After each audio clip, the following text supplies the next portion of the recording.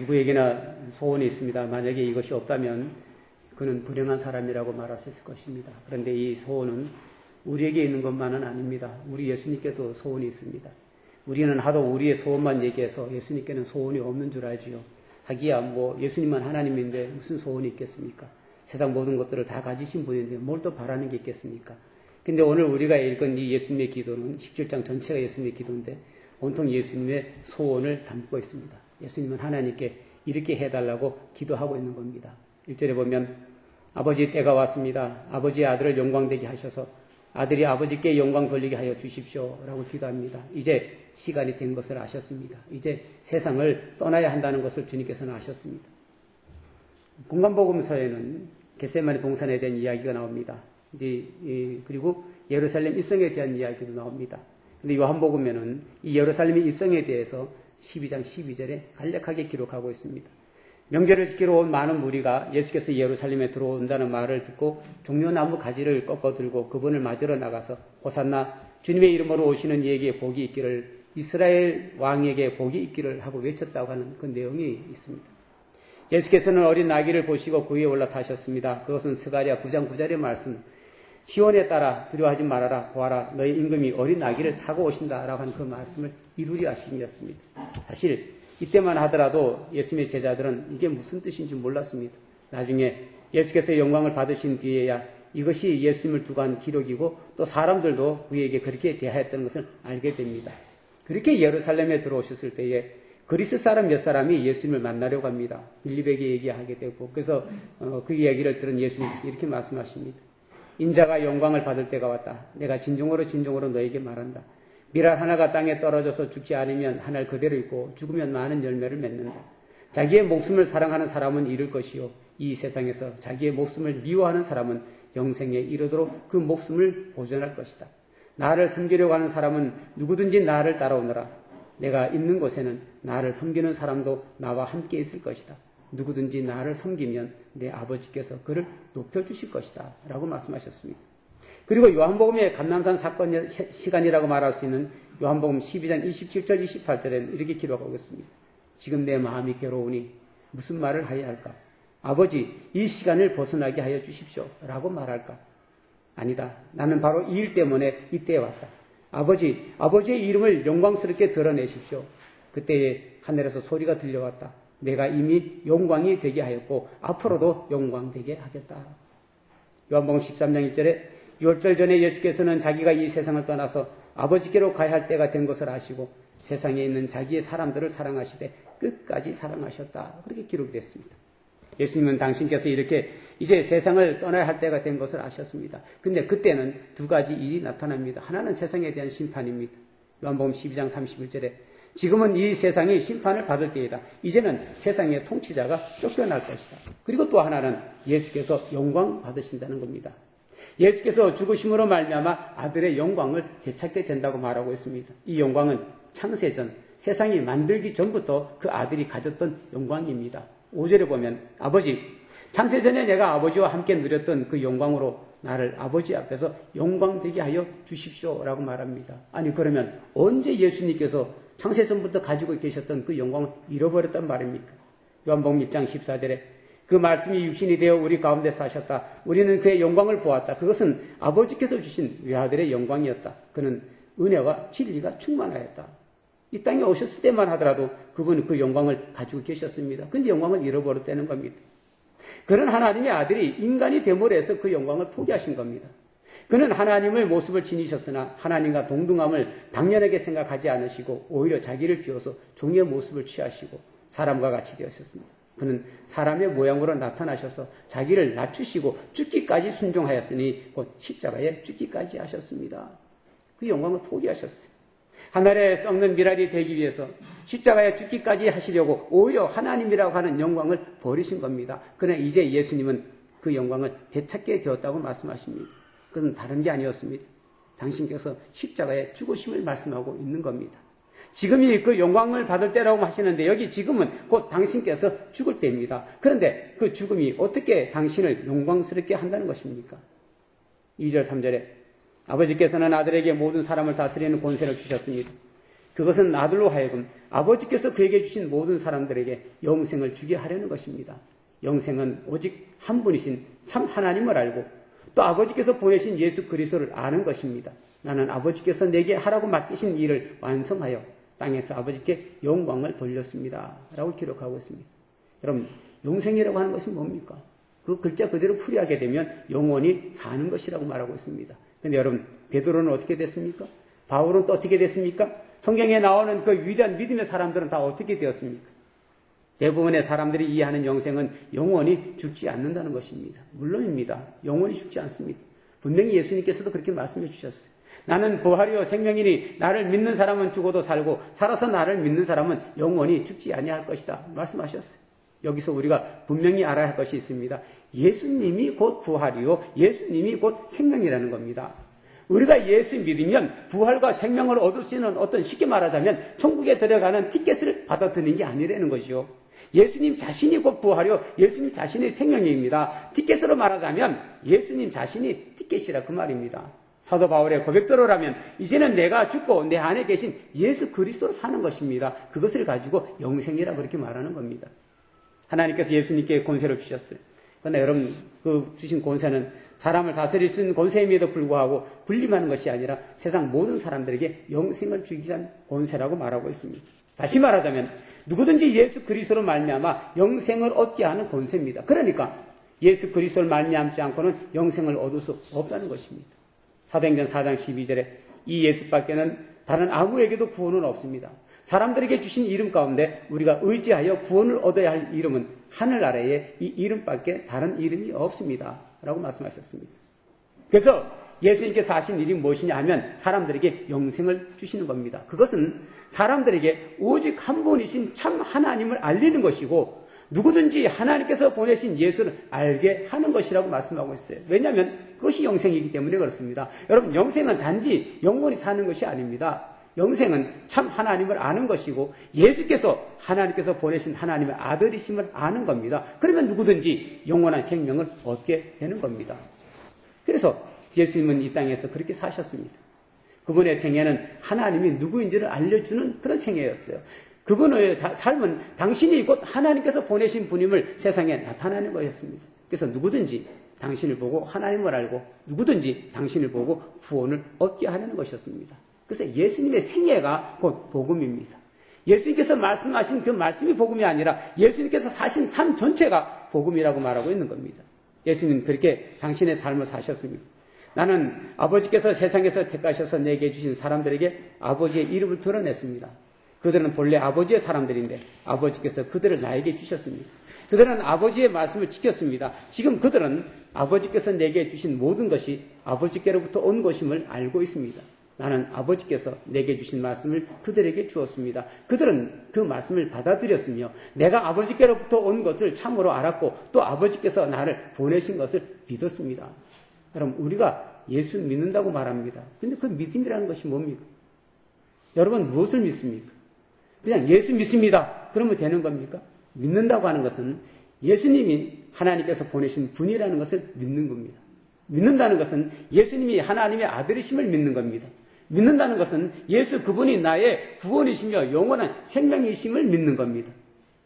요한복음 20장 30절 31절에 예수께서 제자들 앞에서 이 책에 기록하지 않은 다른 표징도 많이 행하셨다. 그런데 여기 이것이나마 기록한 목적은 여러분으로 하여금 예수가 그리스도요 하나님의 아들이심을 믿게 하고 또 그렇게 믿어서 그의 이름으로 생명을 얻게 하려는 것이다 라고 기록하고 있습니다. 그것이 예수님께서 이 땅에 오신 까닭이고요. 그것이 예수님께서 이 땅에서 죽으신 이유였습니다. 그것이 예수님께서 가장 소중하게 여기는 당신의 소원이었습니다. 그것 때문에 당신의 생명을 내어놓으셨기 때문에 그렇습니다.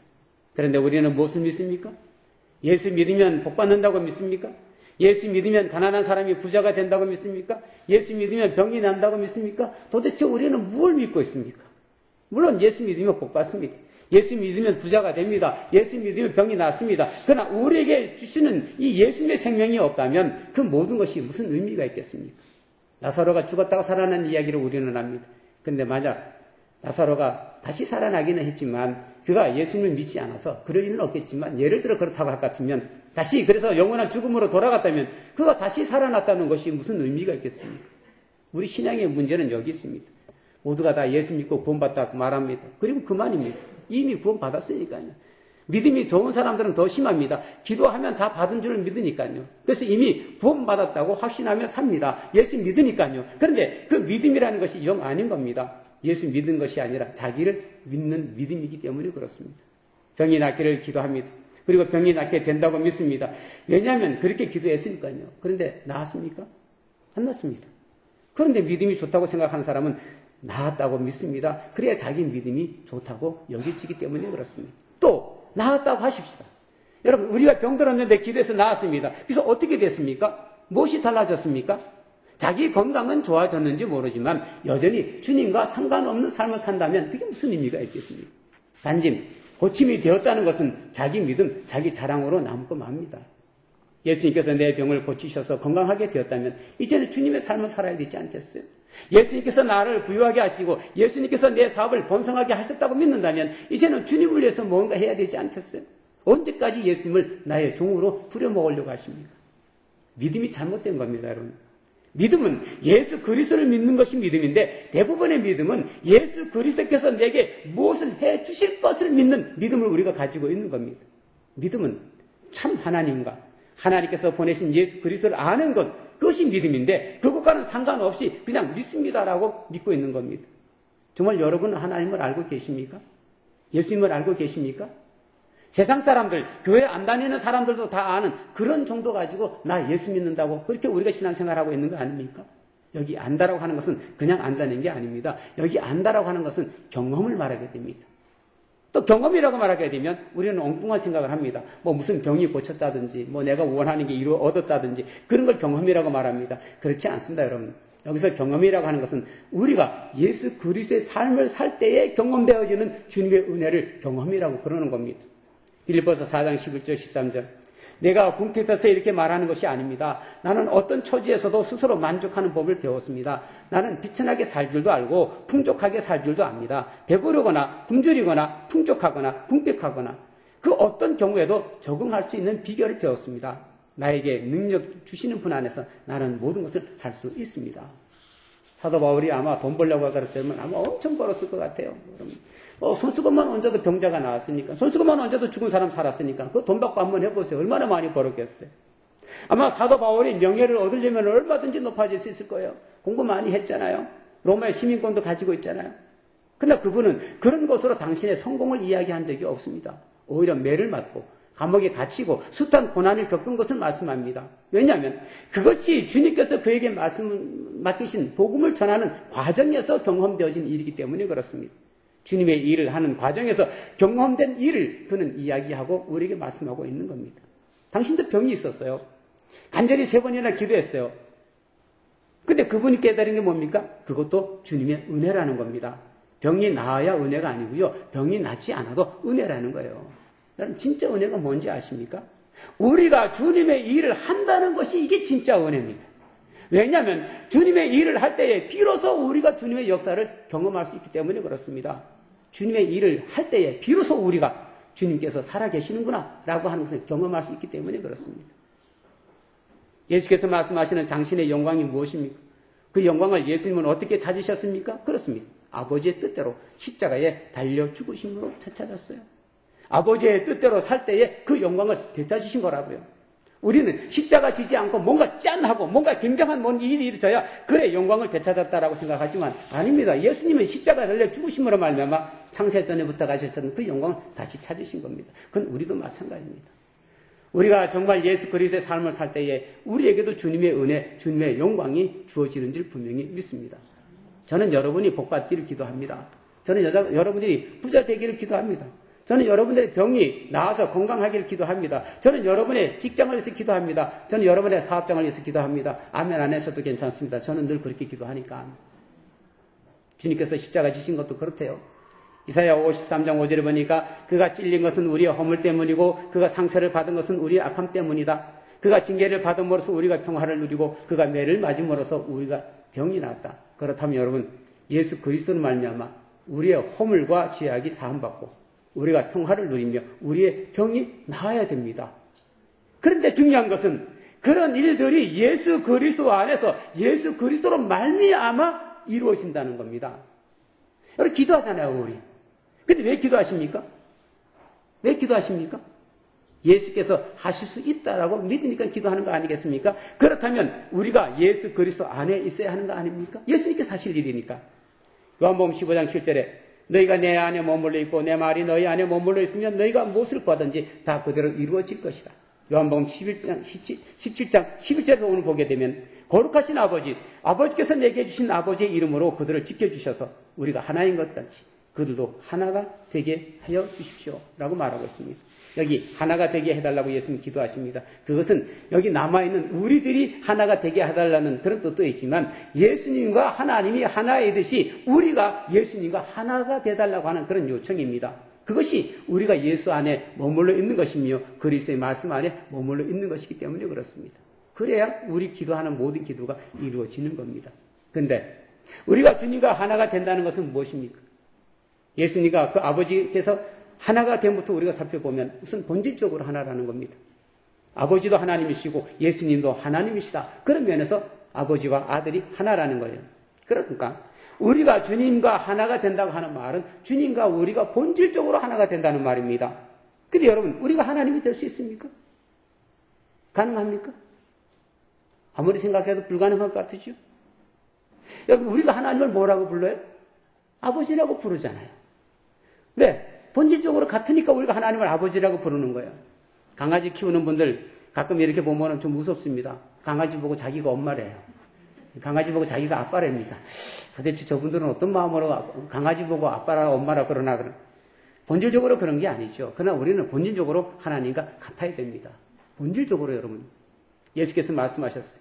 하나님께서 온전하신 같이 너희도 온전하라. 하나님께서 거룩하신 같이 너희도 거룩하라. 그러면 여러분 우리가 하나님과 같은 본질이 되는 겁니다. 늘 말씀드리지만 예수 믿는다고 하는 얘기는 행동의 변화 정도를 이야기하는 게 아닙니다. 본질의 변화를 얘기하는 겁니다. 예수 믿고 착해졌다. 그게 구원받는 게 아닙니다. 예수 믿으면 우리가 예수님처럼 돼야 되는 겁니다. 사도 바울의 고백과 같이 이제는 내가 사는 것이 아니고 예수 그리스도께서 사시는 삶을 살아야 되는 겁니다. 사실 우리는 예수 그리스도 안에서 거룩해질 수 있습니다. 19절에도 보면 그리고 내가 그들을 위하여 나를 거룩하게 하는 것은 그들도 진리로 거룩하게 하려는 것입니다. 라고 말씀하고 있어요. 우리를 거룩하게 하신다는 거예요. 하나님께서 거룩하신 것 같이 주님께서 거룩하신 것 같이 우리도 거룩하게 하신다는 겁니다. 그게 본질의 변화입니다. 사람은 원래 하나님 아버지의 소유였다고 말씀하십니다. 하나님께서 만드셨으니까요. 근데 그 사람들이 죄로 말미암아 아버지를 떠났어요. 그래서 하나님께서 아들을 세상에 보내주시고 누구든지 아들을 믿으면 다 하나님의 자녀가 되겠다고 약속하셨습니다. 그래서 누구든지 하나님의 아들 예수 그리스도를 믿으면 하나님의 자녀가 되는 겁니다. 본질이 바뀌는 겁니다. 그래서 주님과 하나가 되는 겁니다. 그래서 우리는 세상에 살지만 세상에 속하지 않은 사람이 됐습니다. 16절에 보면 내가 세상에 속하지 않은 것과 같이 그들도 세상에 속하지 않습니다. 라고 기록하고 있습니다. 또 하나 주님과 우리가 하나가 된다고 하는 것은 삶의 하나입니다. 아버지께서 말씀하신 대로 아들이 말했어요. 아버지께서 말씀하신 대로 아들이 살았어요. 심지어 십자가 죽음도 아버지께서 원하셨기에 그래서 십자가에 달려 죽으셨습니다. 그래서 아들과 아버지가 하나가 된 겁니다. 그렇다면 우리는 어떻게 해야 됩니까? 우리가 주님과 하나 될 수 있습니까? 그럼요. 될 수 있습니다. 또 돼야 됩니다. 당연히 우리도 주님과 하나가 돼야 됩니다. 무슨 얘기인가 하면 우리도 주님께서 말씀하신 대로 해야 됩니다. 예수께서 하라시는 대로 살아야 됩니다. 그러면 우리가 주님과 하나 될 수 있습니다. 사랑하는 성도 여러분, 이것은 우리만을 위해서가 아닙니다. 요한복음 17장 20절 오늘 우리가 읽었습니다. 나는 이 사람들을 위해서만 비는 것이 아니고 이 사람들의 말을 듣고 나를 믿는 사람들을 위해서도 빕니다. 라고 기록하고 있습니다. 여기 이 사람들은 예수님의 제자들입니다. 그리고 이 사람들, 곧 예수님의 제자들을 통해 말씀을 듣고 예수 믿는 사람들, 그들이 누굽니까? 우리들입니다. 그들이 누굽니까? 또 우리가 복음을 전해서 앞으로 예수 믿어야 할 사람들, 그 사람들까지 다 포함시키고 있습니다. 이 말씀 속에서 우리는 예수님의 또 하나의 소원을 보게 됩니다. 그것은 복음이 세상에 널리 전파되는 겁니다. 그래서 더 많은 사람들이 예수 믿는 겁니다. 그래서 예수님은 이렇게 기도하십니다. 21절. 아버지께서 내 안에 계시고 내가 아버지 안에 있는 것과 같이 그들도 하나가 되어서 우리 안에 있게 하여 주십시오. 그래서 아버지께서 나를 보내셨다는 것을 세상이 믿게 하여 주십시오. 세상이 믿게 하여 주십시오. 23절. 내가 그들 안에 있고 아버지께서 내 안에 계신 것은 그들이 완전히 하나가 되게 하려는 것입니다. 그것은 또 아버지께서 나를 보내셨다는 것과 아버지께서 나를 사랑하신 것과 같이 그들도 사랑하셨다는 것을 세상이 알게 하려는 것입니다. 세상이 알게 하려는 것입니다. 그것이 주님의 소원입니다. 그렇다면 우리가 그렇게 해야죠. 적어도 우리가 주님 안에 있고 주님께서 내 안에 계신다고 믿는다면 이제는 우리가 그거 말씀대로 해야죠. 하나님 아버지께서 당신의 외아들 예수 그리스도를 세상을 구원하기에 이 땅에 보내셨다는 것을 세상에 알려야죠. 하나님의 외아들 예수께서 이 땅에 오셔서 십자가에 죽으심으로 말미암아 우리에게 영원한 생명을 주셨다는 것 세상에 알려야지요. 그래야 하나님과 우리가 하나 되고 주님과 우리가 하나가 되는 겁니다. 아버지의 소원을 이루기에 이 땅에 오신 주님, 당신의 생명을 드림으로 그 아버지의 뜻을 이루신 주님, 이제는 우리가 그분 곧 예수 그리스도와 하나가 되어야 됩니다. 이제는 우리가 예수 그리스도의 소원을 이루어 드려야 됩니다. 세상을 향해서 하나님께서 세상을 사랑하셨다는 것과 하나님의 외아들이 세상을 구원하기 이 땅에 오셔서 당신의 생명을 속죄의 제물로 내어놓으셨음을 우리가 전해야 됩니다. 그렇게 해서 우리가 주님의 소원을 이루어야 할 것입니다. 이 시간에 우리 잠깐 통성으로 기도하는 시간 갖도록 하겠습니다.